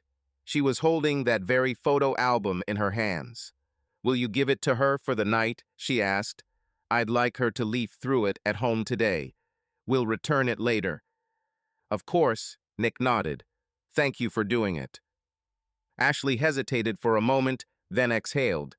"You know, sometimes I think, if we hadn't." She didn't finish, but Nick understood. "But every time I come to the same thing, our children smile, and we manage to be close. I guess that's the main thing." "That's the main thing," Nick agreed. "We did it." He chuckled. "And we continue to do it every day." She smiled and unexpectedly, in a friendly way, kissed him on the cheek. Once such a gesture would have been unthinkable, but now it seemed natural. They had long since become allies and good friends. "Hey, parents," Sophie and her group called out. "Enough whispering, let's go take a photo." The teenagers were already making funny faces at the photo zone. Nick laughed and waved his hand. Let's go, otherwise they'll take a super shot without us." He, Catherine, Ashley, Michael, all adults stood behind the kids, hugging each other. Tom played the professional photographer, counted everyone by heads, showed off with 3, 2, 1, and finally pressed the button. A bright flash illuminated everyone for a moment. This photo captured a large, friendly family, albeit with a difficult history. After the photo, they sat on the grass for a long time. Someone ate the remains of the cake, someone argued about music. A song that Nick had once danced to with Sophie at a school party was playing quietly from the speaker. He glanced at her. She was already dancing with her friends, laughing, but noticed her father's gaze, and for a moment showed a heart with her fingers. He nodded, and for some reason his eyes stung. Later in the evening, after the guests had left and the tables had been cleared, Nick was left alone in the garden for a moment. Dusk was falling on the happy, well-kept yard, and the cicadas were chirping. Laughter was coming from the house as Catherine tucked her son into bed and hummed something cheerful, and Sophie and Lucas argued over who would wash the dishes. A forgotten "Don't Tell Daddy" sign lay on the porch railing. Nick smiled, picked it up, and leaned it against the wall, thinking that he could tell everything. He sat down on the garden bench where he had once sat in the evenings, depressed and alone. Now he was surrounded by love and peace. He glanced at the sky, the first stars were lit up there. He involuntarily went over the milestones of this path in his memory. Here was Nick, depressed and broken, sitting in the car at night after an argument. Here he was crying in despair over parting photographs. Here he was smiling for the first time during a therapy session, remembering some old family joke. Here he was holding his son by the shoulder in the courtroom corridor, assuring him that everything would be okay. Here he was saving a stranger from a fire, and the boy hugged him around the neck the way Lucas had once hugged him. Here was Catherine putting her hand on his palm when he was scared. So much had been gone through and experienced, but it was not in vain. Nick realized how much depended on the people around him. He thought about Tom, without whose friendship it would have been much harder for him. About the wise advice of that psychologist who once allowed him not to pull the unbearable. About the patience and efforts of Ashley, correcting her misdeed for the sake of the children. About the gentle support of Catherine, who restored his faith in love. Each of them helped him to recover. Catherine quietly walked out onto the porch and walked toward him. She sat down next to him, leaning her shoulder against his. "Are you tired?" Nick asked. "Pleasantly tired," she smiled. "You were the best dad possible today." "You're the best," he countered softly. "Without you, I'd turn everything into a discourse on fire safety again." And without Tom and Michael a duel on skewers, Catherine chuckled. "Listen." She paused for a moment. "He really has grown up. And you too." "I just finally learned not to run from life," Nick answered. "Will I remain perfect? Hardly. But I learned to ask for help and say, I'm scared. Life has taught me that better than any academy." "And that makes you loved," Catherine said. "Not just the kids." She nuzzled his shoulder. They sat for a while longer in silence. Sophie's voice came from the house. "Dad, we've sorted the dishes. Where should we take the glass?" "Into the blue," Nick shouted, smiling, and looked at Catherine. "That's all there is to growing up." "What if?" Catherine hesitated, then boldly continued. "What if next spring we all go camping together? Well, the same group for the weekend. I found a place by the lake. No frills, with tents. How about it?" Nick imagined it.